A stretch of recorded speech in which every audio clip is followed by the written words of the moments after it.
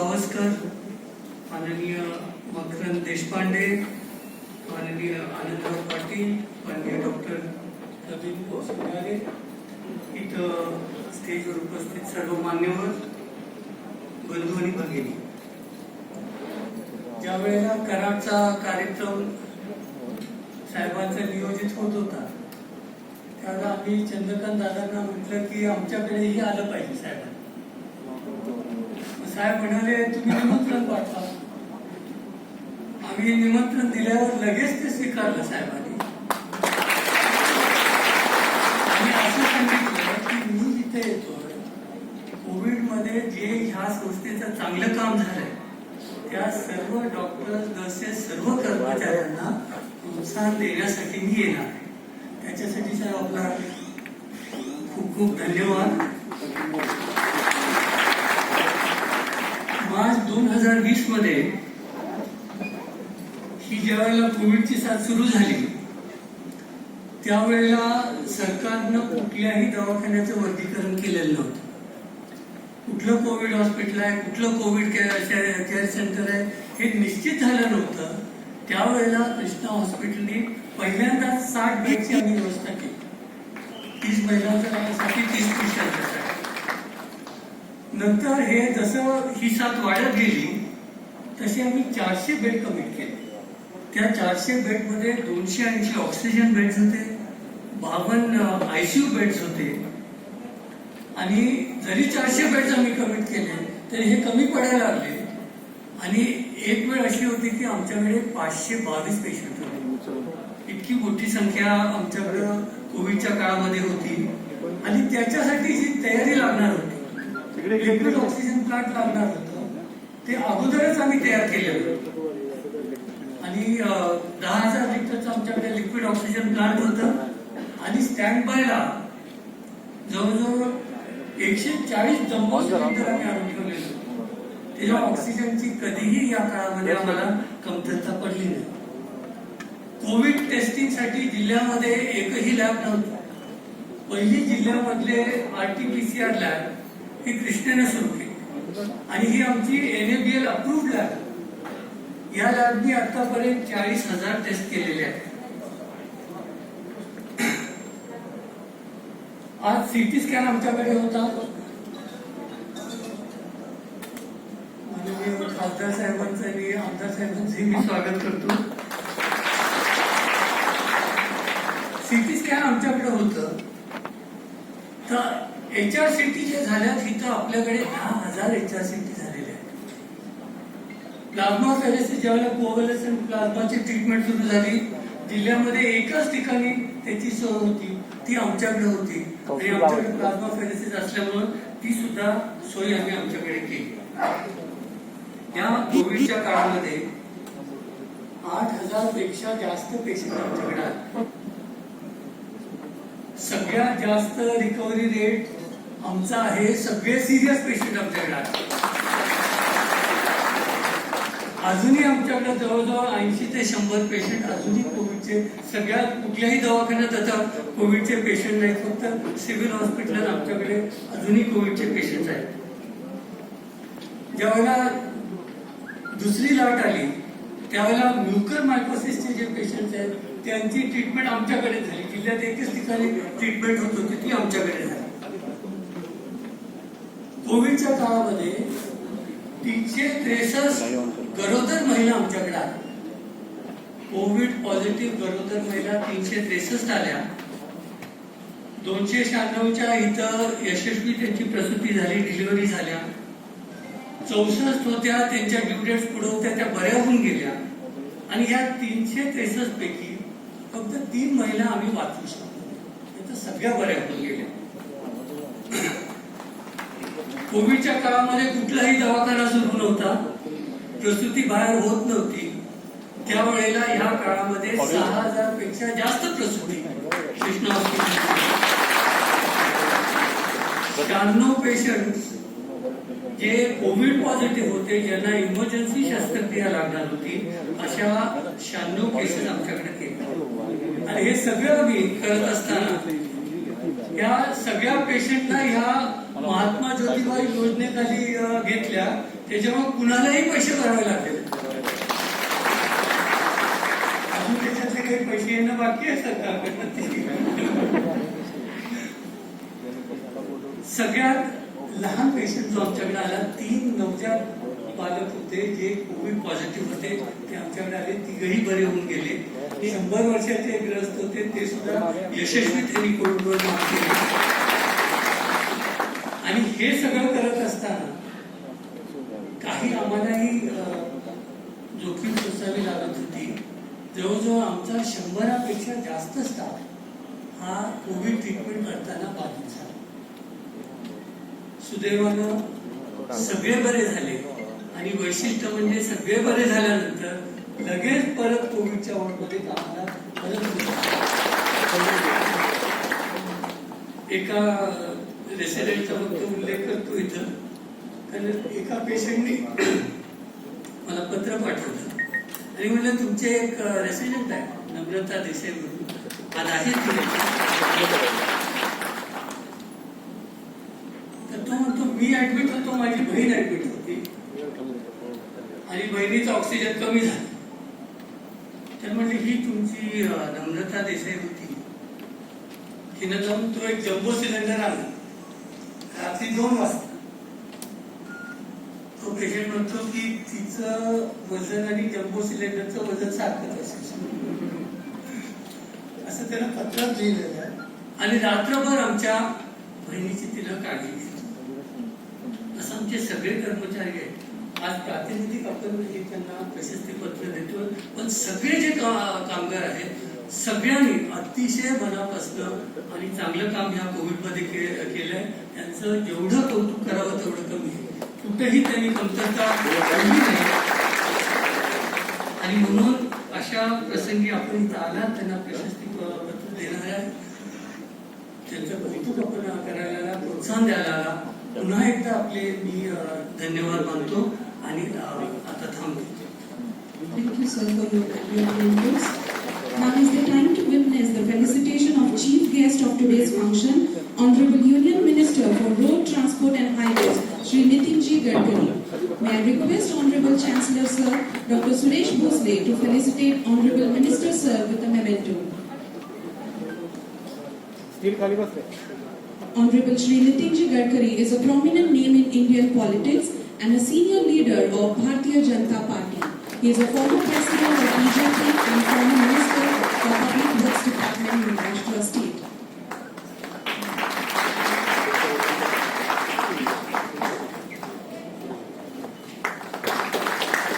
Thank you, sir. We are delighted to felicitate our learned and renowned guest of honor, respected Shri Chandrakant Dada Patil.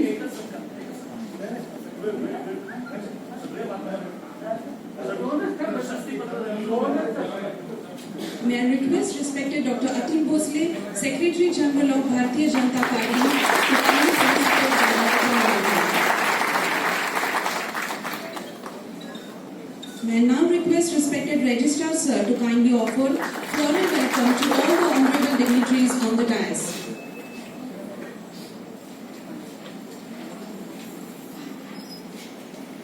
Honorable Chancellor Sir Dr. Suresh Bhosle, Honorable Pro Chancellor Dr. Praveen Shingare, Mananiya Shri Madan Dada Patil, Moite, Dr. Atul Bhosle, Mananiya Shri Shekhar Saregaonkar, Mananiya Shri Vikram Pavaskar, Mananiya Shri Makarand Deshpande, Mananiya Shri Anandrao Patil, Mananiya Shri Shivendra Raje Bhosle, Mananiya Shri Jaykumar Gore, Mananiya Shri Ranjit Raje Naik Nimbalkar, Amdar Prashant Paricharak.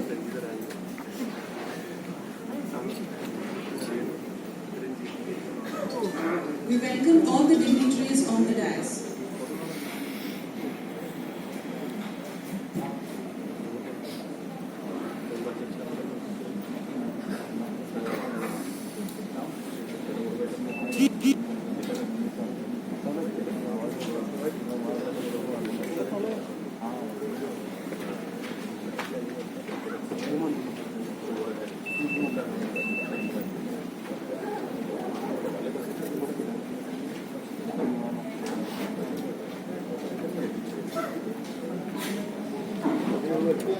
May I now request our Chief Guest, Honorable Shri Nitinji Gadkari, to felicitate Dr. Akshir Sagar, Medical Director, Chairperson, Task Force Committee for COVID-19 Pandemic, National Hospital. May I request Dr. Sanjay Kumar Patil, Professor, Department of Obstetrics and Gynecology, and Co-Chairperson, Task Force Committee for COVID-19 Pandemic. Steel जरा खाली करा steel flash वरती केला तो खाली करा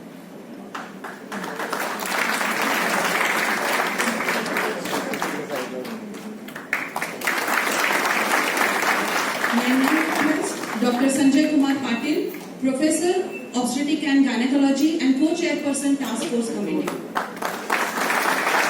May I now request Dr. V.C. Patil, Professor and Head Department of Medicine, to accept the honor. I now request Dr. Aparna Patange, Associate Professor, Department of Medicine.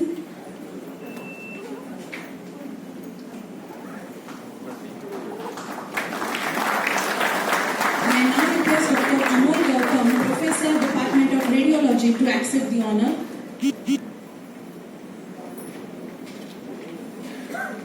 I now humbly request Dr. Archana Gautam, Consultant Intensivist, to receive the honor.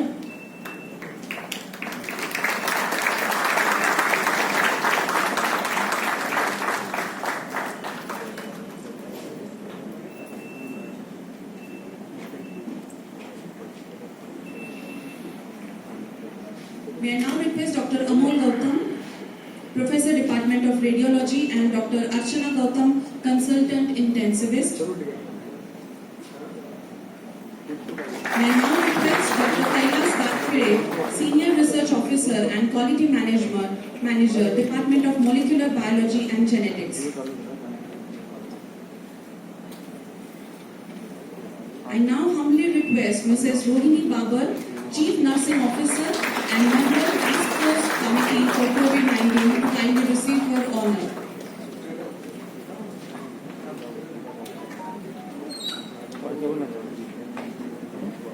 May I now request Mr. S. N. Mashalkar, Assistant Registrar, Security and Transport, to accept the honor.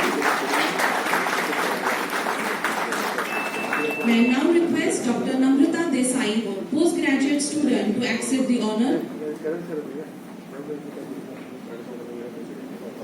I now request Dr. Nikhil Patil, Medical President, to receive the honor. May I now request Dr. Sushil Dharge, Senior Resident, Medicine Department, to accept the honor.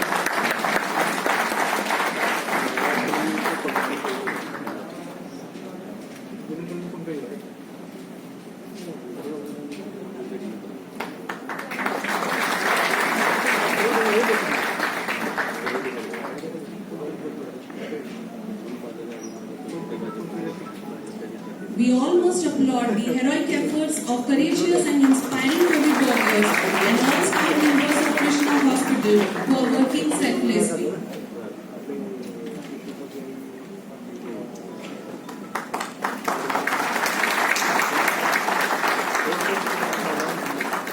Ladies and gentlemen, we are having a great opportunity to listen to the words of our esteemed chief guest, Honorable Union Minister Shri Nitinji Gadkari, who is considered as one of the best performers under the leadership of Honorable Prime Minister Mr. Narendra Modi ji.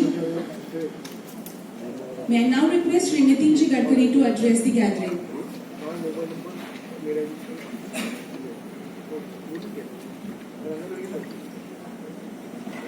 माझे सहकारी आदरणीय चंद्रकांत दादा पाटील, खासदार रणजित निंबाळकर, आमदार शिवेंद्रराजे, माननीय Atul Bhosale, रतनदादा Bhosale, doctor Suresh बाबा भोसले, आमदार प्रशांत परिचारक, माजी आमदार आनंदरावजी, जिल्ह्याचे अध्यक्ष विक्रम पावसकर, शेखर चरेगावकरजी, माझे जुने सहकारी अक्रमजी, विशेषतः कृष्णा मेडिकल कॉलेज आणि ट्रस्टचे सर्व सन्मान्य पदाधिकारीगण आणि उपस्थित सर्व बांधवांनो आणि बहिणी, आपण सगळ्यांनी कोविडच्या काळामध्ये अतिशय संकटाचा सामना केलेला आहे. संपूर्ण देशामध्ये आणि देशाच्या वेगवेगळ्या भागामध्ये या काळामध्ये परमेश्वराने आपल्या सगळ्यांची परीक्षा घेतली. एक दिवस प्रधानमंत्र्यांशी चर्चा करत असताना त्यांना मी सांगत होतो की आपल्याकडे अनेक ठिकाणी व्हेंटिलेटर्स नाही. त्यांनी मला सांगितलं, आपको क्या लगता है कितने वेंटिलेटर देश में होंगे? सर म्हटलं की एक 2-2.5 लाख होंगे. ते म्हणाले, नितिन जी केवल 13,000 वेंटिलेटर अपने देश में थे जब हमने कोविड का सामना शुरू किया. हमारे पास ऑक्सीजन की कमी थी. ऑक्सीजन ही आपल्याकडे नव्हता. ऑक्सीजन 2 प्रकारांनी होतो. एक तर आपण विशेषतः स्टील प्लॅंट मध्ये बाय प्रोडक्ट म्हणून ऑक्सिजन निघतो आणि तो भिलाईवरून, विशाखापट्टणम वरून किंवा आपल्या भागामध्ये रायगड मधल्या स्टील प्लॅंट मधून आपल्या देशामध्ये ऑक्सिजन आपल्याला मिळत होतं. पण हवेतून मिळणाऱ्या ऑक्सिजनवर त्या प्रकारचे प्लॅंट कंपॅरेटिव्हली कमी होते. आणि या सगळ्या काळामध्ये ऑक्सिजन कॉन्सन्ट्रेटर, बायपॅक याची पण कमी होती. औषधांचा तुटवडा होता. रेमडेसिवीर सारखे औषधांचे ब्लॅक मार्केट सुरू होतं. हॉस्पिटलमध्ये बेड नव्हते. आणि त्यामुळे अशा कठीण स्थितीमध्ये आपल्या या संस्थेतील सर्व डॉक्टरांनी, nurses, medical staff, paramedical staff, security guard पासून प्रत्येकाने, आपले पोलीस विभागातले कर्मचारी, शासकीय कर्मचारी या सगळ्यांनी आपला जीव धोक्यात घालून या सर्व लोकांची मदत केली. आणि खऱ्या अर्थाने त्यांनी मानवतेचं कार्य केवळ बोलण्यातून नाही तर आपल्या कृतीतून करून दाखवलं. हे आपल्याला देणारा फार मोठा दिलासा आहे. म्हणून या कामामध्ये ज्या सर्व डॉक्टरांनी, नर्सेसनी, मेडिकल, पॅरामेडिकल सगळ्या लोकांनी जे काही कष्ट घेतले, परिश्रम केले, त्याचा उल्लेख आता भोसले साहेबांनी केला, त्या सगळ्यांचं मी मनापासून अभिनंदन करतो आणि त्यांना खूप खूप शुभेच्छा. यात अजून एक गोष्ट महत्वाची आहे, त्याच्यावर फारशी अजूनपर्यंत चर्चा झालेली नाही. शिक्षणाच्या क्षेत्रामध्ये आणि स्वास्थ्य विषयक आपल्या सगळ्या संस्कृतीमध्ये विशेषतः आपल्या सगळ्यांची अपेक्षा ही असते की सरकारने या सगळ्या सुविधा उभ्या केल्या पाहिजे. पण सरकारच्या मर्यादा लक्षात घेता या किती कमी होत्या. कुठल्याही सरकारनं टीका करायला मी आपल्याला सांगत नाहीये. भारत सरकार आणि राज्य सरकार याच्यातील देणाऱ्या ज्या सुविधा होत्या त्या एकंदर संकटाच्या तुलनेत फारच कमी होत्या. हॉस्पिटलमध्ये बेड नव्हते.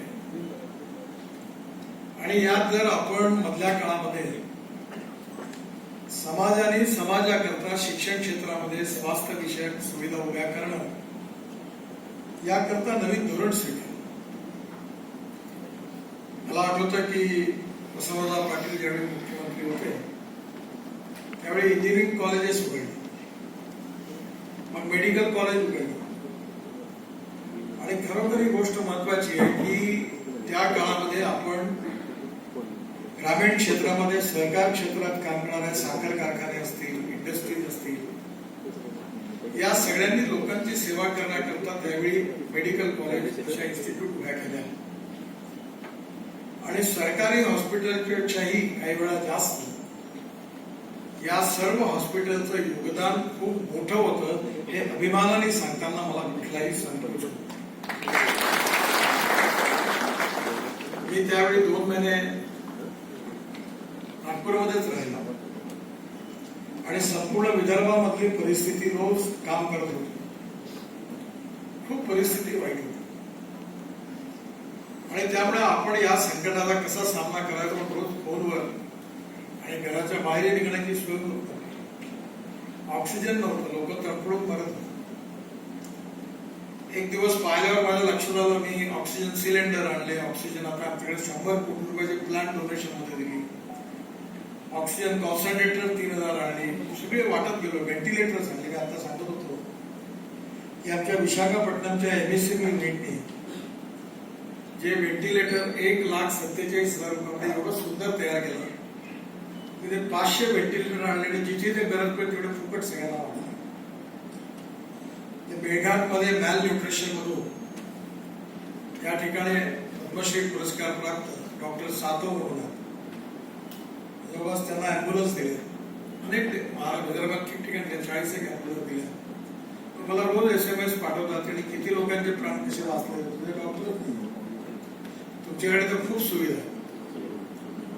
पण या सगळ्या याच्यामध्ये एक गोष्ट महत्वाची होती. आमच्याकडे जसं तुमचं मेडिकल कॉलेज आहे तसं दत्ता मेघे साहेबांचं वर्धेला आहे आणि त्यांच्याकडे 1300 बेड्स आणि विशेषतः त्यांनी नागपूरला हिणालय पण 400 बेड उभे. त्या सगळ्या प्रायव्हेट मेडिकल कॉलेजमध्ये ऑक्सिजन, सिलेंडर्स या सगळ्या गोष्टी अडचणीत. तो काळ जणू त्याचं आठवण काढली तर डोळ्यातून पाणी येतं. एवढा कठीण काळ. त्यामुळे एक गोष्ट आपल्याला या अनुभवातून शिकवली गेली आहे की सरकारच्या सुविधा जेवढ्या उभ्या राहतील त्याबरोबरच समाजामध्ये सहकारी संस्था असतील, प्रायव्हेट उद्योजक असतील, चॅरिटेबल ट्रस्ट असतील, कोऑपरेटिव्ह संस्था असतील, यांच्या माध्यमातून देखील शिक्षण आणि स्वास्थ्य या 2 क्षेत्रामध्ये मोठ्या प्रमाणावर सुविधा उभी करण्याची आवश्यकता आहे. आणि हा जो उपक्रम आपण केला, हे जे हॉस्पिटल उभं झालं, अशा प्रकारच्या ज्या ज्या संस्था उभ्या झाल्या त्यांचं यातलं योगदान देखील फार उल्लेखनीय आणि ऐतिहासिक असलं. पण त्याची कमी आहे. जसं आम्ही रोड इन्फ्रास्ट्रक्चर मध्ये पब्लिक प्रायव्हेट इन्व्हेस्टमेंट आणली, तशी आता हेल्थ सर्व्हिसेस मध्ये, त्याचबरोबर एज्युकेशन मध्ये देखील मोठ्या प्रमाणावर समाजातून लोकांनी पुढे येऊन या कार्यात पुढे येण्याची गरज आहे. आज आपल्या देशामध्ये कमीत कमी 600 मेडिकल कॉलेज ताबडतोब सुरू करण्याची आवश्यकता आहे. कमीत कमी एम्स सारख्या 50 इन्स्टिट्यूशन ताबडतोब सुरू करण्याची आवश्यकता आहे.